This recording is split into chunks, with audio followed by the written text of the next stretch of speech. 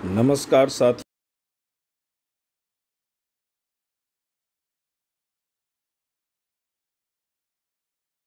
इस सेट में आप सभी लोगों को के सामने बहुत सारे ऐसे प्रश्न हैं जो काफ़ी महत्वपूर्ण हैं और विभिन्न परीक्षाओं में पूछे जा सकते हैं।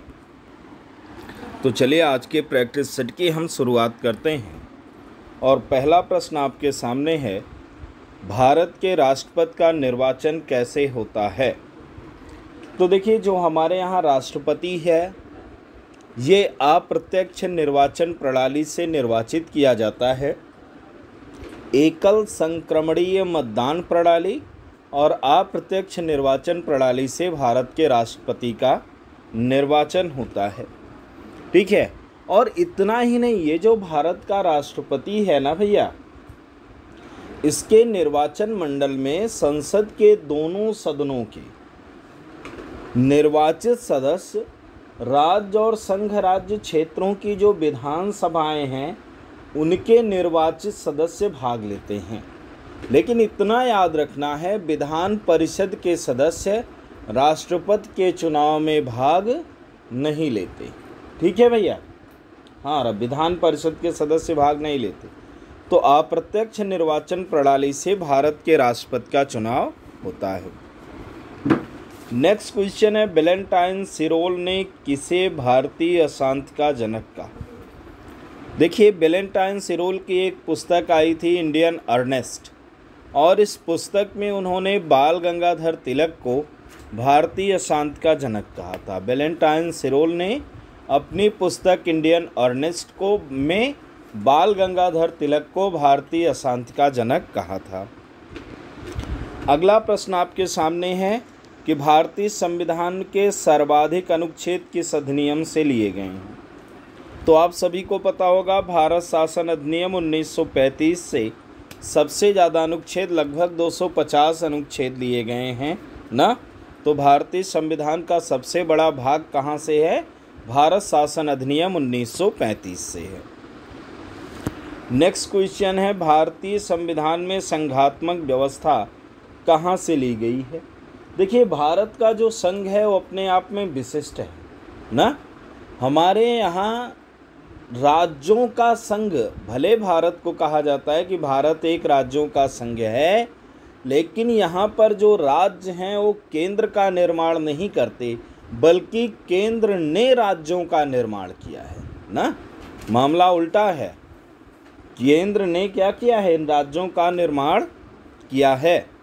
यानी ये केंद्र की इच्छा पर है, कोई राज्य भारत से अलग नहीं हो सकता। ठीक है, हमने कनाडा जैसी व्यवस्था अपनाई है, तो आंसर क्या होगा? कनाडा होगा। नेक्स्ट है, महात्मा गांधी के नेतृत्व में चलाया गया पहला कृषक आंदोलन। यहाँ नेतृत्व शब्द महत्वपूर्ण है, क्योंकि जो इससे पहले कृषक आंदोलन था चंपारण सत्याग्रह, और चंपारण सत्याग्रह में गांधी जी के नेतृत्व में प्रारंभ नहीं हुआ था। गांधी जी ने प्रतिभाग जरूर किया था, लेकिन नेतृत्व उनका नहीं था, तो इसलिए चंपारण सत्याग्रह नहीं होगा। लेकिन 1918 में जो खेड़ा सत्याग्रह गुजरात में हुआ, अकाल के कारण अवैध वसूली हो रही थी ना, तो किसानों ने खेड़ा सत्याग्रह किया और उसका नेतृत्व महात्मा गांधी ने किया। तो राइट आंसर क्या हो जाएगा आपका? खेड़ा हो जाएगा।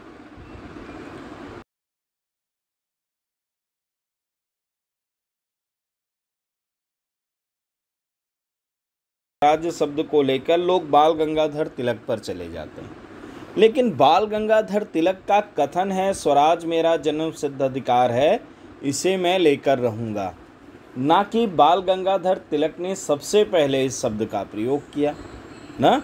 कांग्रेस के मंच से स्वराज की मांग सबसे पहले 1906 के कलकत्ता अधिवेशन में हुई थी, और ये मांग दादा भाई नौरोजी ने किया था। ग्रांड ओल्ड मैन दादा भाई नौरोजी ने इस मांग को किया था। नेक्स्ट क्वेश्चन है, तुम मुझे खून दो मैं तुम्हें आज़ादी दूंगा। तो आप सभी को पता होगा कि जब 1943 में सुभाष चंद्र बोस की आज़ाद हिंद फौज बनी थी, तो उसके संबोधन में सुभाष चंद्र बोस ने तुम मुझे खून दो मैं तुम्हें आज़ादी दूंगा और दिल्ली चलो का नारा दिया था। हालांकि सुभाष चंद्र जो आज़ाद हिंद फौज है इसके संस्थापक कैप्टन मोहन सिंह और रास बिहारी बोस जी थे, ठीक है। और ये नारा किसका है? सुभाष चंद्र बोस का है, तो आंसर आपका चौथा वाला सही होगा। नेक्स्ट है, सुभाष चंद्र बोस के नेतृत्व में सुभाष चंद्र बोस को नेताजी की उपाधि किसने दी थी? तो ये आपको पता ही होगा, महान तानाशाह एडोल्फ हिटलर ने सुभाष चंद्र बोस को नेताजी की उपाधि दी थी। नेक्स्ट क्वेश्चन की तरफ बढ़ते हैं।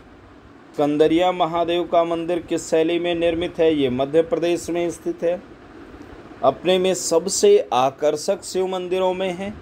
नक्काशी कला के लिए ये सबसे विशिष्ट मंदिर है और इसका निर्माण नागर शैली में हुआ है ना। किस शैली में हुआ है? नागर शैली में हुआ है। फिर है, उत्तर प्रदेश का प्रमुख आंवला उत्पादक जिला कौन है? जब बात आंवले की चले तो नाम सीधे प्रतापगढ़ पर जाकर रुकता है। सबसे प्रसिद्ध और सर्वाधिक आंवला उत्पादक जिला उत्तर प्रदेश का कौन सा है? प्रतापगढ़ है। नेक्स्ट है, लखनऊ के बाहर उत्तर प्रदेश की कैबिनेट की एकमात्र बैठक कहाँ हुई थी?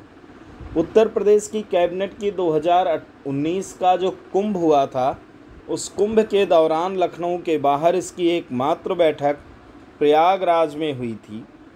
इतना ही नहीं, 2003 में जो उत्तर प्रदेश की विधानसभा है, इसकी विधानसभा की बैठक भी प्रयागराज में हुई थी। तो लखनऊ के बाहर विधानसभा की बैठक या कैबिनेट की बैठक पूछे तो उत्तर आपका क्या है? प्रयागराज है। नेक्स्ट है, खिचड़ी मेला कहाँ आयोजित होता है? देखो, मैंने स्पष्ट किया था कि जो योगी बाबा हैं सीएम साहब, इनसे जुड़े हुए 2 बार शिक्षक भर्ती में प्रश्न आ चुका है। पहली बार पूछा गया था मुख्यमंत्री योगी आदित्यनाथ किस संप्रदाय से हैं, तो ये नाथ संप्रदाय से हैं। दूसरी बार पूछा गया नाथ संप्रदाय के संस्थापक कौन हैं, तो मत्स्येंद्र नाथ जी हैं। और हो सकता है इस बार ये खिचड़ी मेले के बारे में पूछ ले, क्योंकि जो गोरखनाथ मंदिर है गोरखपुर में, वहीं प्रांगण में मकर संक्रांति के दिन 14 या 15 जनवरी को खिचड़ी मेले का आयोजन प्रारंभ होता है। तो इसका आंसर कहाँ है? गोरखपुर है।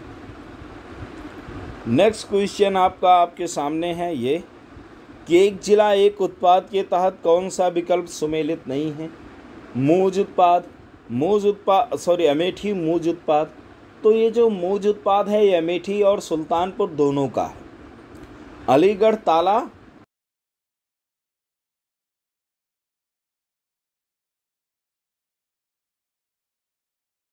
उत्पाद जैसी कोई उत्पादन नहीं होता है। अयोध्या भैया गुड़ के लिए प्रसिद्ध है। किसके लिए प्रसिद्ध है? गुड़ के लिए प्रसिद्ध है। तो 4 वाला ए वाला गलत आंसर आपका होगा 4। राइट आंसर कौन सा हो जाएगा? अयोध्या ना। फिर नेक्स्ट क्वेश्चन है, निम्नलिखित में कौन सा पशु मेला है? माघ मेला? माघ मेला बिल्कुल नहीं है, ये इलाहाबाद में आयोजित होता है, धार्मिक और सांस्कृतिक मेला है। उर्स का मेला ये धार्मिक मेला है, अजमेर में आयोजित होता है, राजस्थान में। मोती झील का मेला ये बिहार में आयोजित होता है और ये कला और संस्कृति से जुड़ा हुआ मेला है। सोनपुर का मेला ये सबसे बड़ा पशु मेला है भैया। कौन सा? सोनपुर का मेला पशु मेला है, ये भी बिहार में होता है। फिर निम्नलिखित में कौन सा निवारक निरोध अधिनियम नहीं है? तो सीधी सी बात है, आप सभी को मैंने YouTube पर अपने इसी चैनल पर इससे पहले एक लेक्चर निवारक निरोध अधिनियम पर दे चुका हूं। उम्मीद करता हूं कि आप लोगों ने देखा होगा। जो लोग नहीं देखे होंगे ज़रूर देखेंगे। निवारक निरोध अधिनियमों को हमने स्पष्ट किया है। तो इसमें मीसा, पोटा और रासुका तीनों हैं। यही दहेज उत्पीड़न अधिनियम 2005 नहीं है। नेक्स्ट है, प्राचीन भारत का एकमात्र ब्रह्मा जी का मंदिर कहाँ है? तो इसमें कोई संदेह नहीं, आप सभी को पता होगा, पुष्कर राजस्थान में है। पुष्कर में ब्रह्मा जी का एकमात्र मंदिर है। फिर विज्ञान से कुछ क्वेश्चन आते हैं। कृत्रिम रेशा का निर्माण किससे होता है? कृत्रिम रेशम रेशम का निर्माण होता है एसीटोन से। एसीटोन से हम कृत्रिम रेशम का निर्माण करते हैं। एसीटोन का सूत्र होता है CH3COCH3। ये एसीटोन का सूत्र है। इससे हम लोग ना केवल कृत्रिम रेशम बनाते हैं बल्कि वार्निश निर्माण में भी इसका प्रयोग होता है। अब जो एस्टिक अम्ल है ना, एस्टिक अम्ल का प्रयोग ज़्यादातर हम सिरका बनाने में करते हैं। ऑक्सैलिक अम्ल रोशनाई बनाने में और चमड़े के विरंजक के रूप में प्रयोग होता है। ठीक है। उसके बाद जो बेंजीन है, बेंजीन ऊनी कपड़ों की धुलाई में, विस्फोटक बनाने में हम लोग प्रयोग करते हैं। ठीक। नेक्स्ट क्वेश्चन आपके सामने, धातुओं को काटने और जोड़ने में किसका प्रयोग होता है? तो आप सभी को पता होगा एसिटिलीन है, C2H2। एसिटिलीन का प्रयोग हम करते हैं धातुओं को काटने और जोड़ने में। इसका सूत्र है C2H2 ना। इतना ही नहीं, ये नियोप्रीन नामक एक कृत्रिम रबर भी हम लोग एसिटिलीन से बनाते हैं। प्रकाश उत्पन्न करने में भी इसका प्रयोग करते हैं। निश्चेतक के रूप में भी एसिटिलीन का प्रयोग करते हैं। एथिलीन जो है, इससे पॉलीएथिलीन नामक प्लास्टिक बनाई जाती है। मस्टर्ड गैस के रूप में इसका प्रयोग करते हैं। कच्चे फलों को पकाने के लिए भी हम लोग एथिलीन का प्रयोग करते हैं। इथेन जो है, ये गैसीय ईंधन है। इससे हम कृत्रिम कपूर का निर्माण करते हैं। रेफ्रिजरेटर में भी एथेन का प्रयोग करते हैं। मेथेन आपको पता होगा गैसीय ईंधन है। कार्बनिक यौगिकों के निर्माण में इसका प्रयोग किया जाता है ना, स्याही बनाने में।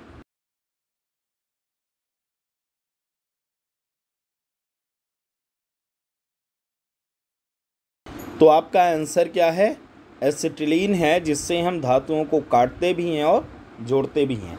गैस वाली बिल्डिंग आप लोगों ने देखा होगा।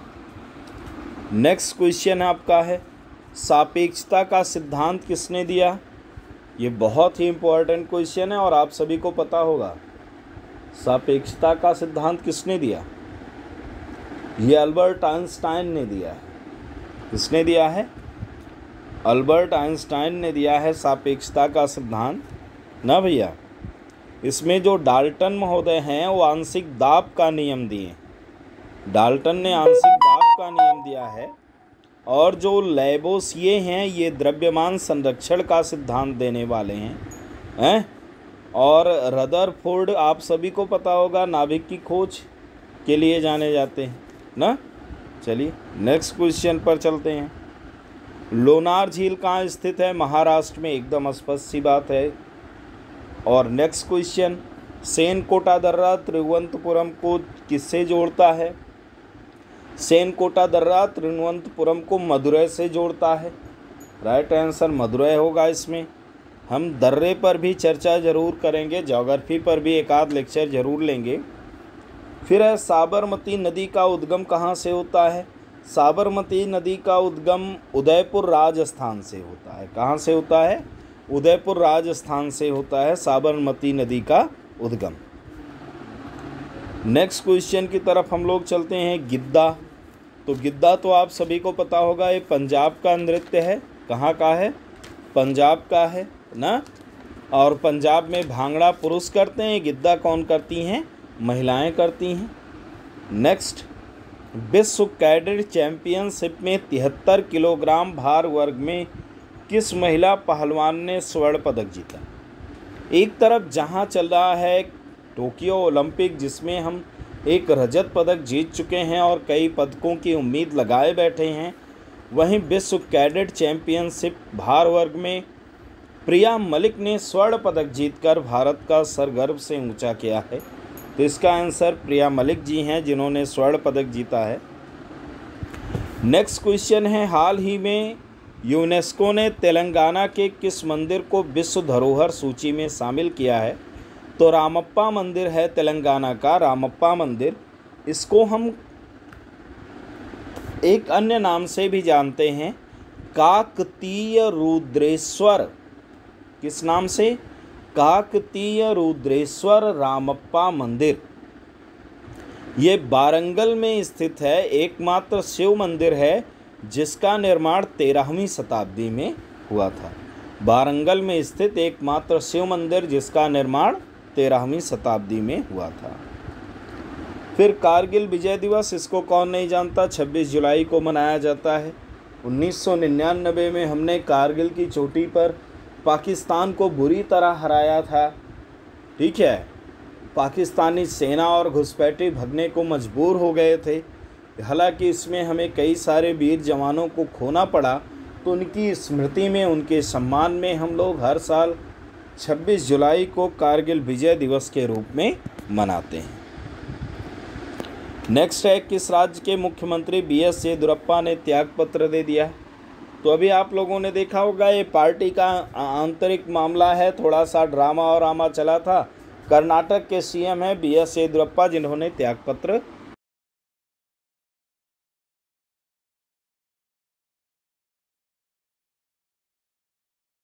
महत्वपूर्ण है। अभ्यास कटलैस क्या है?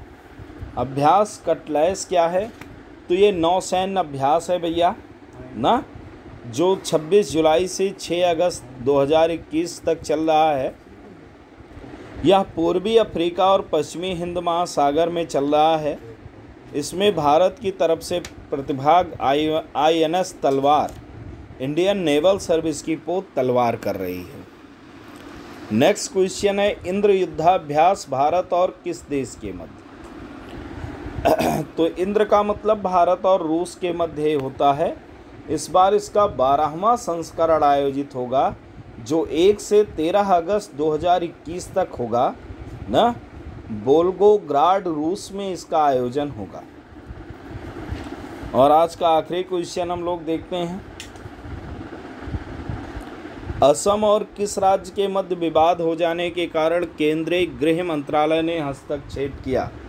तो आप लोगों ने देखा होगा, असम और मिजोरम की सीमा पर दोनों राज्यों के मध्य विवाद हो गया, जिसके कारण केंद्रीय गृह मंत्रालय ने लगभग 4000 कमांडो वहां पर भेजे हैं।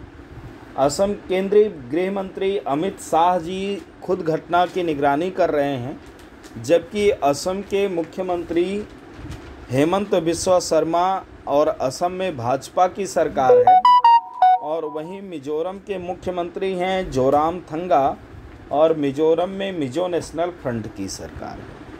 तो आज के लिए बस इतना ही। कल हम फिर कुछ प्रश्नों के साथ आपके सामने उपस्थित होंगे। तब तक के लिए धन्यवाद। जय हिंद, वंदे मातरम, शुभ रात्रि।